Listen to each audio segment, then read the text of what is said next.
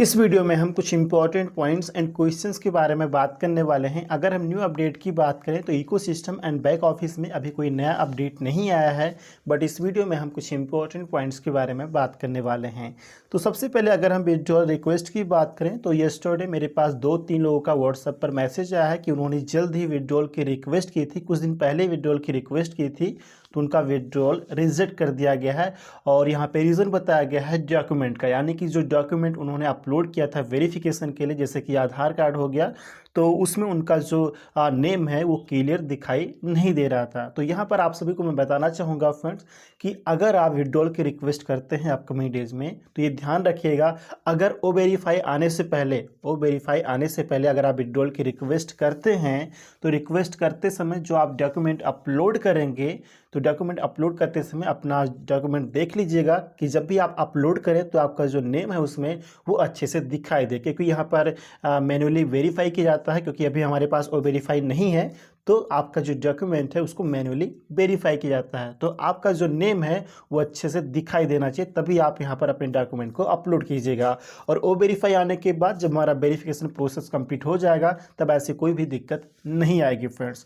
और अगर यहाँ पर किसी का विड्रॉल रिजेक्ट होता है किसी रीजन से, और वो रीज़न भी कंपनी बताएगी कि किस रीजन से आपका विड्रॉल रिक्वेस्ट रिजेक्ट किया गया है, तो विड्रॉल रिक्वेस्ट रिजेक्ट करने के बाद जो रीज़न आपको बताया जाए उस रीज़न को आप देखिए, समझिए, और जो बताया जाए उसको आप करेक्ट कीजिए। डॉक्यूमेंट में दिक्कत है तो उसको करेक्ट कीजिए, और करेक्ट करने के बाद अगेन आपको यहाँ पर सबमिट करना है, यानी कि अगेन आपको यहाँ पर विड्रॉल की रिक्वेस्ट करनी है। अगेन क्यों करनी है? क्योंकि जो आप विड्रॉल की रिक्वेस्ट करेंगे वो रिजेक्ट हो जाएगा। रिजेक्ट होने पर जो आपका अमाउंट होगा, जो आपका फंड होगा, वो अगेन आपके वॉलेट में, इकोसिस्टम वॉलेट में अगेन ऐड हो जाएगा। ऐड होने के बाद अगेन सेम प्रोसेस को फॉलो करके आप विड्रॉल की रिक्वेस्ट कर सकते हैं फ्रेंड्स। पासवर्ड रीसेट की अगर हम बात करें तो इसके रिगार्डिंग मेरे पास क्वेश्चन आया है कि अगर हमारा email address and alternate email address दोनों सेम हो, केवल उसमें omail.ai एंड gmail.com का फ़र्क हो, तो क्या इससे हमें पासवर्ड को रीसेट करने में प्रॉब्लम आएगी?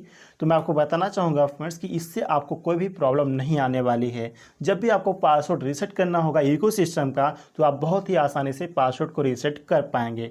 पासवर्ड को रीसेट करने का प्रोसेस आप सभी को पता है कि जब भी आप इकोसिस्टम के लॉगिन पेज पर जाते हैं तो वहाँ पर आपको फॉरगॉट पासवर्ड का ऑप्शन दिखाई देता है, जिस पर आप क्लिक करते हैं। क्लिक करते ही आपके सामने एक नया पेज ओपन हो जाता है जहाँ पर आपका अल्टरनेट ईमेल एड्रेस पूछता है, राइट। तो जो भी आपका रजिस्टर्ड अल्टरनेट ईमेल एड्रेस हो उसको आपको इंटर करना है। इंटर करने के बाद आगे का प्रोसेस करना है।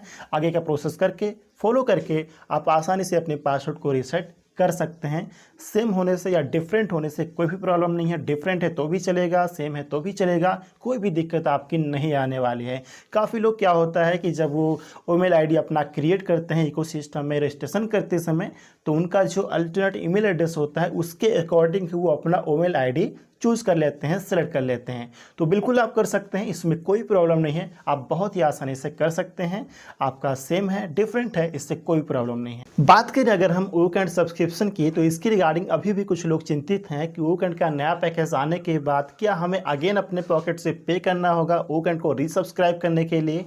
तो मैं आपको बताना चाहूँगा फ्रेंड्स, ऐसा बिल्कुल भी नहीं है। इस बात को मैंने कई बार रिपीट किया है, और स्टार्टिंग में एसन ने भी इन्फॉर्मेशन दिया था कि अगर आप ओकेंट को परचेज़ कर लेते हैं, सब्सक्राइब कर लेते हैं, तो नेक्स्ट टाइम ओकेंट का सब्सक्रिप्शन रिन्यू करने के लिए आपको अगेन अपने पॉकेट से पे नहीं करना होगा। कैसे करना होगा? जो भी आपका कमीशन जनरेट होगा, जो भी आपको as a founding member bonuses generate होंगे, आप सभी को पता है ट्रैफिक एलोकेशन का जो प्रोसेस है वो भी स्टार्ट होगा। उससे जो आपको यहाँ पे ट्रैफिक जनरेट होगा, जो भी आपको कमीशन जनरेट होगा, या फिर आने वाले टाइम में ऑटोमेशन का प्रोसेस स्टार्ट होगा, वहाँ से जो आपको ट्रैफिक जनरेट होगा, कमीशन जनरेट होगा।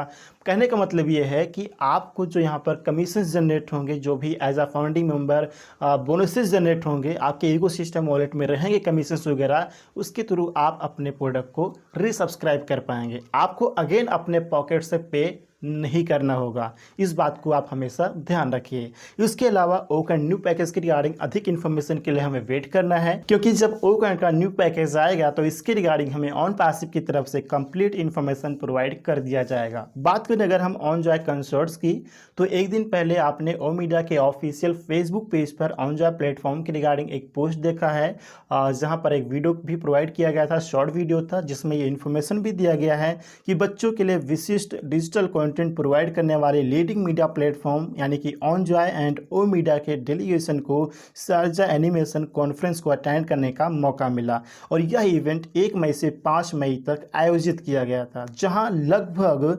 8000 विजिटर्स ने विजिट किया। इस कॉन्फ्रेंस में keynote sessions, specialised course, film screenings and musical performance शामिल थे। इसके अलावा ट्रेनीज का एक सिलेक्टेड ग्रुप ने कलात्मक एंड टेक्निकल वर्कशॉप्स में पार्टिसिपेट किया।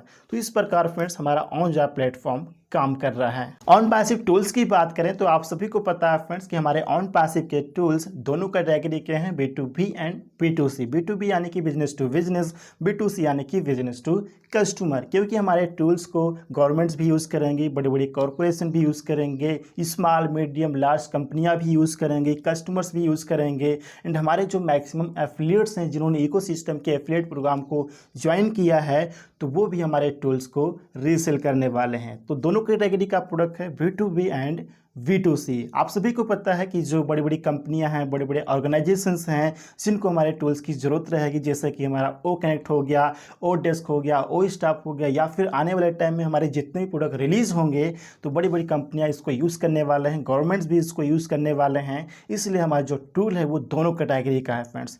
तो ये तो कुछ इंपॉर्टेंट पॉइंट्स जिसकी रिगार्डिंग मुझे आपसे बात करनी थी। उम्मीद है कि ये सभी पॉइंट आपको आसानी से समझ में आ गए होंगे एंड ये वीडियो भी आपको इन्फॉर्मेटिव जरूर लगा होगा। वीडियो इन्फॉर्मेटिव लगा तो वीडियो को लाइक शेयर एंड चैनल को सब्सक्राइब जरूर कर लीजिएगा।